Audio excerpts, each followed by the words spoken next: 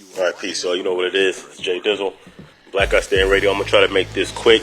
As y'all can see on your screen right now, that is a post from D.L. Hughley's Instagram. And, you know, the interesting thing about it, as you see that these laws are starting to change that infringe on women. So I know some of y'all are mad about the abortion law. I'm not tripping off of that, because I'm thinking that as black people, we should be doing things before it gets to the point of abortion by making sure we don't have unwanted pregnancies. Because I understand that the reason why they're making that law is only to preserve their numbers, because their birth rate's at a negative, meaning that they're projected to go extinct. So that's the extreme that they'll go to save their race. So how dare we sit up and fight for the right to abort our babies when we've already lost over 15 million babies since 1973, which is a big chunk of our population. But I didn't want to get into that. I'm just letting you know. You know what I'm saying? So now we're seeing something that I projected would happen in 2015. Facts.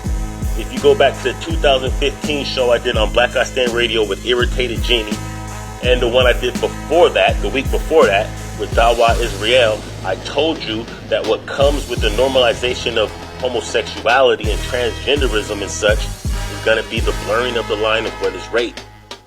The only reason I came with that calculation is because I understood that if the reason why the normalization of homosexuality is due to the fact, and transgenderism is due to the fact that white men dominate society and the laws that are made, and it's because they want to come out the closet that they're normalizing it and making it acceptable.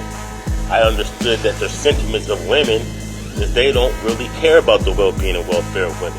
So I understood that once that starts to normalize itself, number one, I said pedophilia is coming next, and I said the blurring of the line of what is rape is going to come thereafter. Now, a lot of people didn't really believe when I said that, because they seen the Me Too movement start to pop off a little bit. But I understood, as I've stated, that the Me Too movement had a direct objective, or it may have started the way it started, but it was usurped. And at the end of the day, all they really did is got rid of black men accused of raping white women, and they left the rest alone. So I knew that that shit was going to come to an end. And as I stated, and as you can see right now, they're blurring the line of what is rape. So why am I making this video? Why am I saying this? Because I want our people, especially our black women, to understand, because I get a lot of pushback. You know, if I say something simple about transgenders, like, yo, I don't accept them because they don't accept them. Why would I accept them if they don't accept them? It's not about hate. You know what I'm saying? What I say about the homosexual agenda isn't about hating them. It's about political strategy. It's about nationalism as a people. And it's the fact that it's an agenda, and that everything that they say they're fighting for, they already have, and they was never deprived none of these things. They're usurping our human rights / civil rights movement, but they're not oppressed people.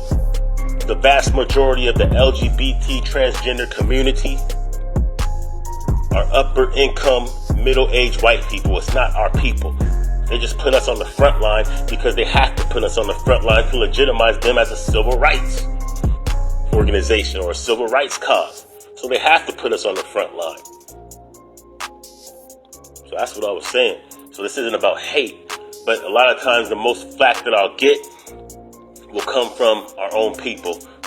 Leave them alone. Oh, you're just hating. Oh, you're just phobic. You're afraid of... No. It's not about that. I'm not speaking.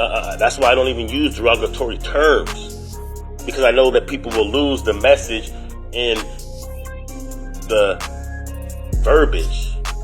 They'll use if I use derogatory terms, then they'll focus on that more so than the overall message. So that's why I don't do that. But it doesn't matter, because most of the people that come against me will be those who feel like they have something, some kind of stake in it. So meaning they'll be gay or homosexual, whatever you call it, trannies or whatever. They'll be within that community, and because they feel like I'm attacking them, I'm not. I'm saying the agenda's not even going to benefit you. How can the agenda benefit you when it's not made by you, when it's not for you? Look, if us as a people have the proper justice and self-autonomy that we need, y'all wouldn't have to worry. Yeah, there's going to be people within our community that don't fuck with that. That's just how it is. It's going to be like that forever. What I'm saying is, if you as a human being, not for a sexual preference. If you're not respected as a human being and you don't have justice based upon that principle, it doesn't matter if you're accepted for your sexual orientation. Cut it out.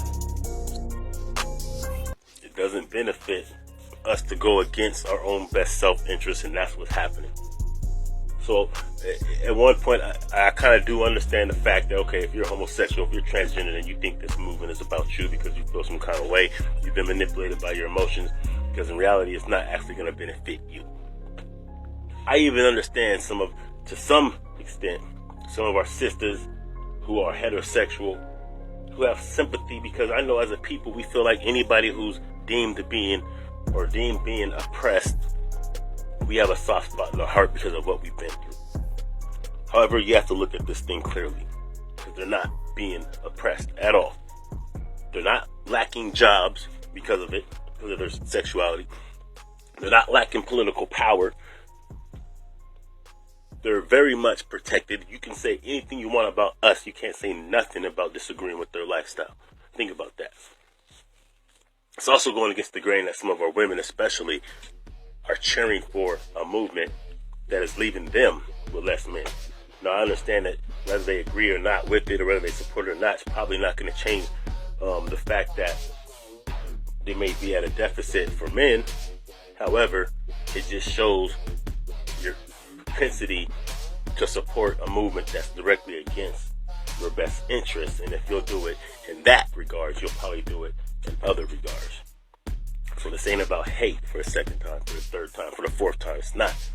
So like I said before, to anchor back to the point is, you should have known, and I have stated before, that once this agenda of homosexuality gets mainstreamed and normalized and accepted, pedophilia comes next. And like I've stated way back in 2015, that the blurring of the line of what is rape will also come with it. I said this plenty of times.